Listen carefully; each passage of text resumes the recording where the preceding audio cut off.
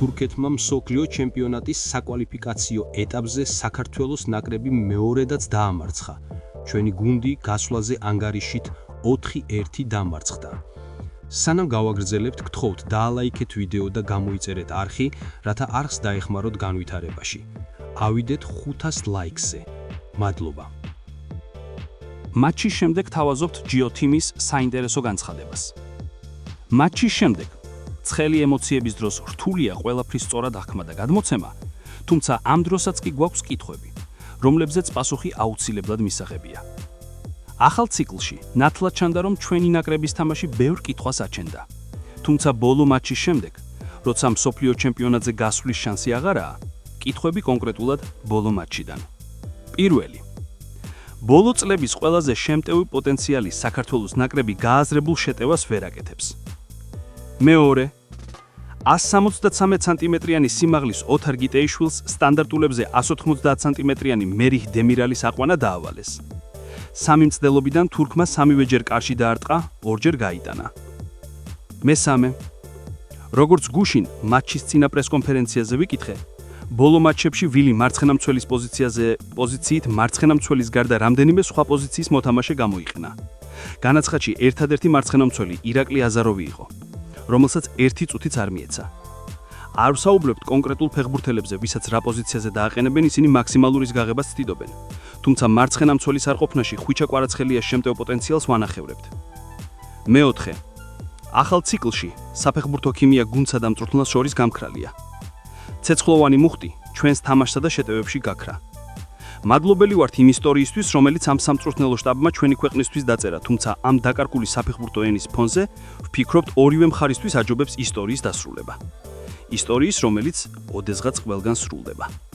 წერს GeoTeam. საქართველოს ნაკრების მწვრთნელმა თურქეთთან მატჩის შემდეგ გუნდის მდგომარეობაზე ისაუბრა. ჩემთვის ევროპის ჩემპიონატის შემდეგ ერთ-ერთი ყველაზე დიდი პრობლემა იყო, რომ დაგვიწყებოდა ევროპის ჩემპიონატი, ცოტა კომფორტის ზონაში მოვექეცით და იქიდან გამოსვლა გაგვიჭირდა. ყველაზე მნიშვნელოვანი თვისება ასეთ სიტუაციაში არის რეალობის პატიოსნად მიღება. უნდა ვიცოდეთ, ვინ ვართ ჩვენ, როგორც გუნდი, როგორც ფედერაცია. ბოლო წლებში რაც გვახასიათებდა, ეს იყო საბრძოლო სულისკვეთება და ერთიანობა. თამაში პირველი წუთიდან ბოლო წუთამდე, ბოლო 10 თვის განმავლობაში ეს ნელ-ნელა დაგვავიწყდა. თუ გვინდა წარმატება მომავალში, უნდა დავბრუნდეთ იმ მდგომარეობაში, როცა თითოეულ თამაში ბევრს ვებრძოდით საუკეთესო შედეგისთვის. განაცხადა სანიოლმა. ოქტომბრის სანაკრებო პაუზა საქართველოს ნაკრებისთვის ტრადიციულად მძიმე გამოდგა.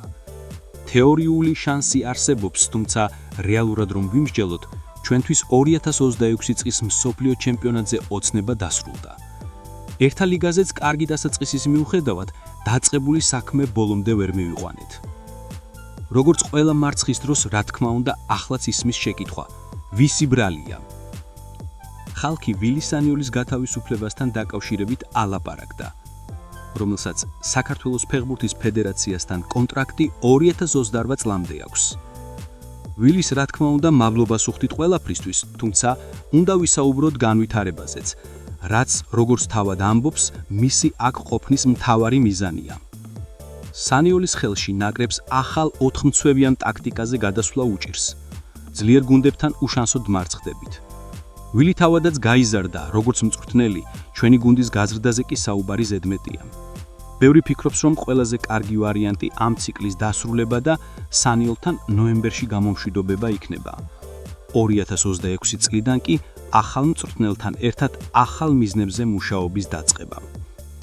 სანიოლმა საქართველოს ნაკრების გუნდად ქცევაში მართლაც უდიდესი წვლილი შეიტანა.